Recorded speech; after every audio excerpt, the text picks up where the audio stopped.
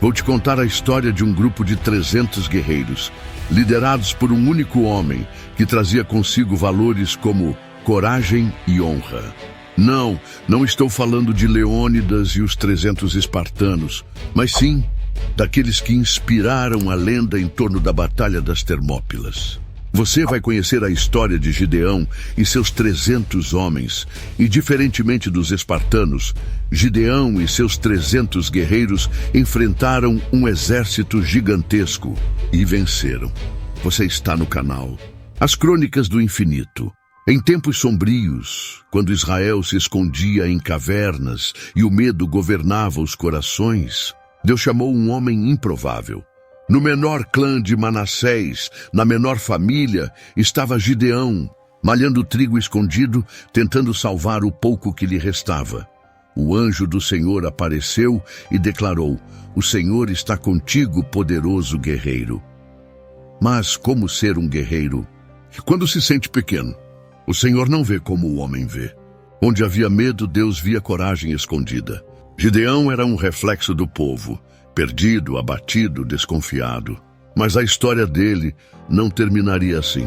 Deus o desafiou a destruir o altar de Baal, construído por seu próprio pai.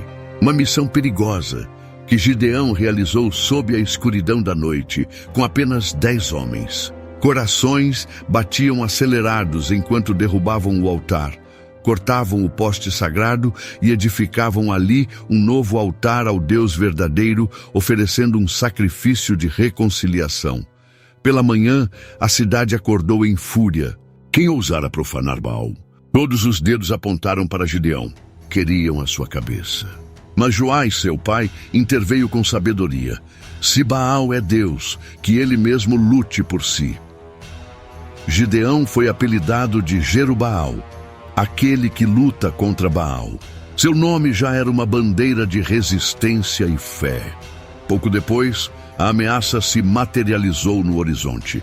Os midianitas e amalequitas, como enxames de gafanhotos, invadiram o vale de Jezreel. Seu número era incontável, seus camelos como a areia do mar. O Espírito do Senhor revestiu Gideão. Ele tocou a trombeta e os homens de Abiezer se juntaram a ele. Mensageiros foram enviados a toda parte, convocando Manassés, Aser, Zebulon e Naftali. Um exército de 32.000 homens se reuniu, mas mesmo diante da multidão, o coração de Gideão vacilou.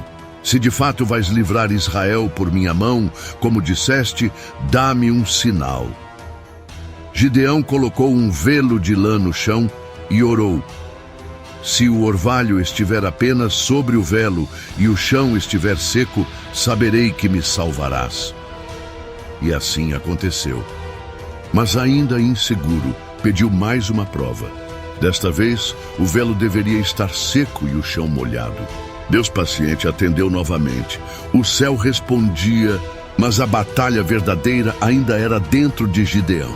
Vencer a si mesmo era o primeiro passo para vencer o inimigo. Era uma guerra que não se travava apenas com espadas, mas com fé. E enquanto Gideão se fortalecia em seu chamado, o povo olhava para ele com esperança renovada. Um líder estava surgindo. Não um conquistador implacável, mas um homem quebrado e moldado pela mão de Deus. A noite caía sobre o acampamento de Israel, enquanto tochas tremeluziam no vento frio das colinas. No silêncio tenso, cada soldado sabia: a batalha pela sobrevivência de uma nação estava prestes a começar. Mas nem mesmo Gideão imaginava o que Deus ainda faria.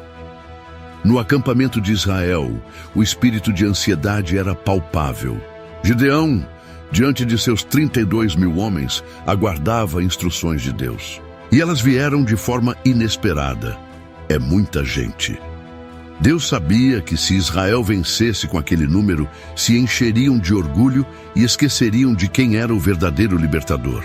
Então, Gideão anunciou: "Quem estiver com medo, volte para casa." De 22.000 homens partiram, deixando apenas 10.000 no acampamento. Gideão olhava para o que restava e o coração apertava. Mas Deus disse novamente: "Ainda são muitos." Então veio o teste da água. Levaram os homens ao rio. Aqueles que bebessem a água de maneira atenta, como guerreiros em alerta, seriam os escolhidos. Somente 300 homens passaram no teste. 300 contra um exército que parecia incontável. Naquela noite, com a lua alta e o silêncio cortante, Gideão recebeu mais uma missão: esgueirar-se até o acampamento inimigo. Lá ouviu um midianita contar um sonho. Vi um pão de cevada rolando e derrubando nossas tendas. Outro respondeu: é a espada de Gideão.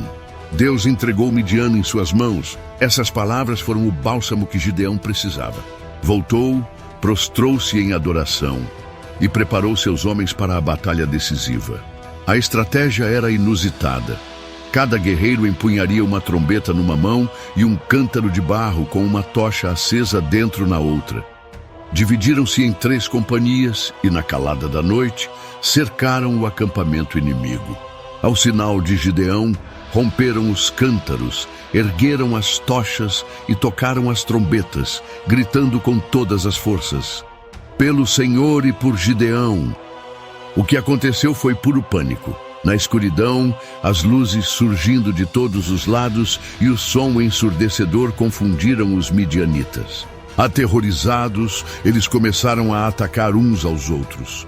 Sem que um único israelita precisasse desembainhar uma espada, a vitória começava a ser desenhada. Gideão, sempre atento, chamou reforços das tribos vizinhas para cortar a fuga dos sobreviventes. A perseguição foi implacável, mas nem tudo foram flores. Ao pedir apoio de Sucote e Penuel para alimentar seus homens exaustos, Gideão foi humilhado e rejeitado. Não esqueceria essa afronta. Seguiram adiante, guiados pela fé, até capturar Zeba e Zalmuna, reis dos midianitas. E com eles, a humilhação de Israel começou a ser vingada. Com a captura dos reis, Gideão retornou. Nas cidades que haviam negado ajuda, cumpriu sua palavra, corrigiu a falta de fé e lealdade. Os líderes de Sucote foram castigados e a torre de Penuel foi derrubada. Era um lembrete severo de que, em tempos de guerra, a omissão é também uma traição. Diante dos reis vencidos, Gideão exigiu justiça. Perguntou-lhe sobre os homens que haviam matado em Tabor.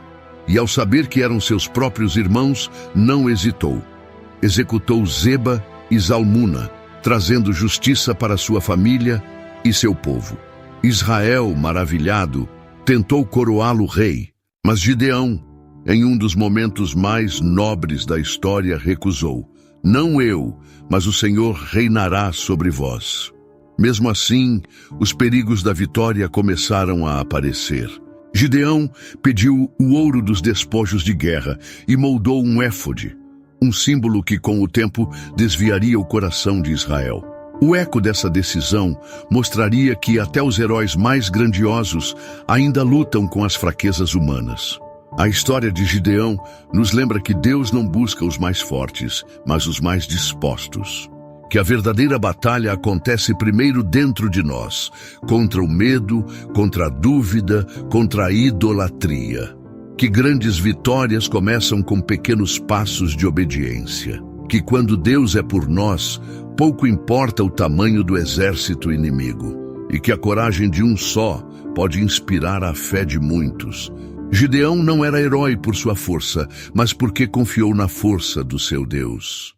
Assim, também somos chamados hoje a sermos luz em meio às trevas, a lutar batalhas que parecem impossíveis, confiando não em nós mesmos, mas naquele que é invencível. Seja também um guerreiro nas mãos de Deus. Depois de Gideão, o mundo continuou girando, mas sua história ecoou nos corações dos que ousaram acreditar. Cada pequeno guerreiro, em cada pequena batalha, carrega o fogo que Gideão acendeu quando o medo tentar te paralisar. Lembre-se, Deus chama os improváveis para fazer o impossível. Seja também uma tocha nas mãos de Deus. O Senhor está contigo, poderoso guerreiro.